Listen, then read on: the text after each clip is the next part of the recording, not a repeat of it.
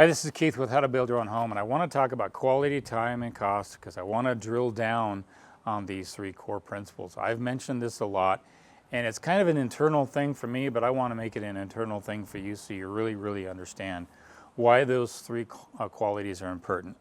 Again, quality, time, and cost, all together, but in that order. That's really how I go about hiring subcontractors to do work for me. Let's start with quality. I want to drill down with three simple concepts. The first one is they have a sense of art in their creation, meaning that they want to add something new, or they offer something special.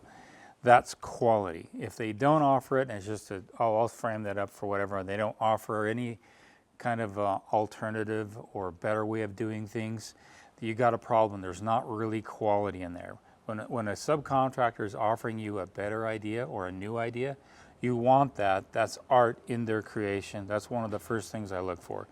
The second thing I look for is they have systems and sequences, meaning they've got a good back end, they've got systems, they're well organized. You see their invoice, you see their design specs, it's all detailed. The more detailed, the better. And they've got a great back end. I've talked about that. Some of the better subcontractors are those who have a good back end as well as a good front end. I worked for a restaurant in Southern California years ago, and the husband worked in the back end. The kitchen was his domain, and Hildegard worked in the front, and she managed the hosting, the scheduling, the bar, the whole 9 yards.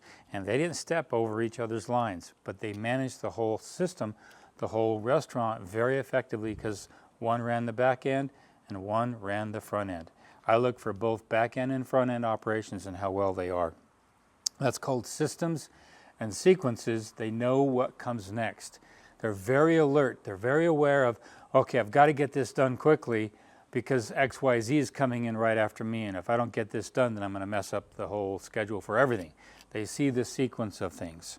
And the third thing when it comes to quality is communication. They text me, they're on top of it. They're seeing where I am and I'm seeing where they are and how fast do they respond back to me. That's quality. That's how I drill down on quality. Now let's drill down on time, okay? The biggest one on time is they hit critical paths. And what is a critical path? I'm standing in a house, which I'm going to do a post on with regard to the roof. And I'm going to do a really interesting post on trusses and framing. My framer hit the critical path 3 days in advance. It really threw me for a loop because I didn't see him work that fast, and I'll explain that in another post. But they really hit critical paths. They know that this is coming, so I've got to get this done. If I don't get it done at this juncture, then I'm going to miss up my target for that. That's called a critical path. Countertops is a good example. If you delay countertops, it holds up a lot of other plumbing finish, it holds up cabinetry, holds up a lot of stuff. There are a lot of critical paths during the course of construction. If a subcontractor is not aware of that and they just don't care, you've got a problem. That affects your time and affects your sequencing, affects everything, okay? Then the other thing I look for is the days to complete the contract, or they have a proven record of the completion within a certain time frame. That way I can schedule, I can manage out, I can see out 2, 3, 4, 5 weeks in advance. I just signed a contract with a landscaper, and he said he can get the job done in 6 days.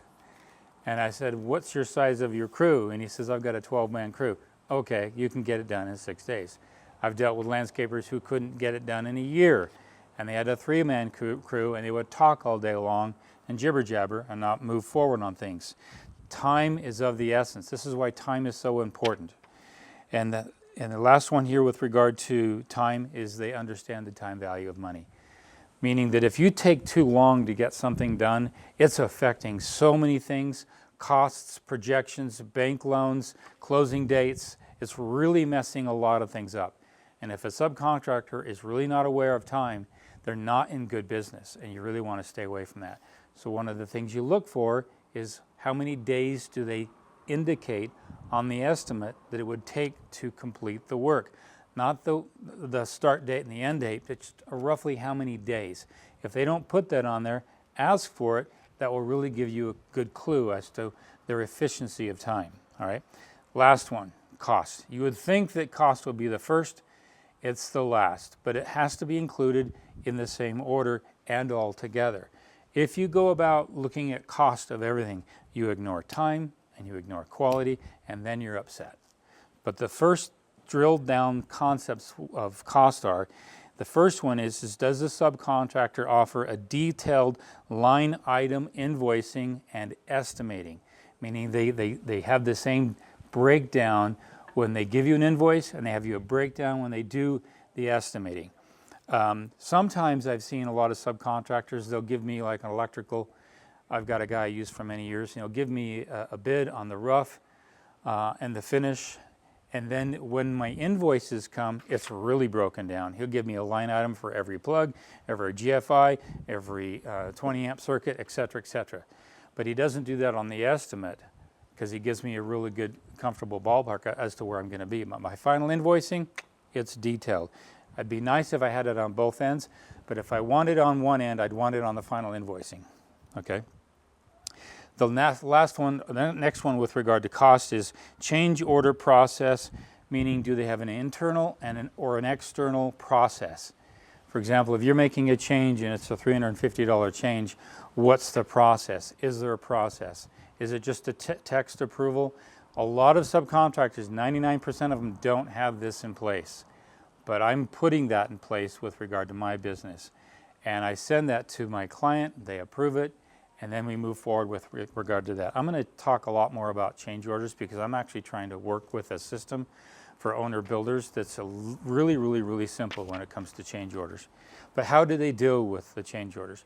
The real big problem is they'll say, oh, that's going to be more on the budget. Well, how much more? And if they don't give you a dollar amount the next day or a couple days, you got to hound them for that. And if they're not giving it to you, they're hemming and hawing on the situation. You want that as close to the decision-making process as you can. You don't want that delayed. And the last one is prompt invoicing when it comes to cost. If they're sending you an invoice after the completion, within 2 to 3 days after its completion, you know they've got a good back end. I've dealt with a lot of subcontractors where I'll get an invoice 6 months after the home is completed. And that's several months after they've done their work. Their back end is so slow and so lethargic that it makes your cost estimating, your cost budgeting really, really painful. I had a job when I first started where the geotech sent me an invoice for $600. 4 months after the home completed, I had to eat that. Now I have a system in place where I send out an email, hey, we're doing a notice of completion with the state registry. If you haven't sent your invoice in, send it in. And if they don't send it in within 20 days after that, then they've lost their lien rights, it's all over. So there are systems in place with regard to the state, many state construction registries where they actually help you, secure your lien rights and secure your property. I hope that helps you. I'm going to put this in the description box below. Make sure you check that out. Write these down in your clipboard and carry them everywhere you go. So when you go through and you're looking for a subcontractor, quickly look at these and I'll check them off. Yeah, he's got a systems and sequences. He's got some art in his creation. He's got great communication. Just check those off. I've wanted to really help you with a video on this, to really drill down on these, because I'm going to hammer you and hammer you and hammer you. Because if you go through this process and you look at all of them equally and together and in that order, you can't mess up. You're actually on top of your game. I hope this helps you out. This is Keith Kelch with How to Build Your Own Home.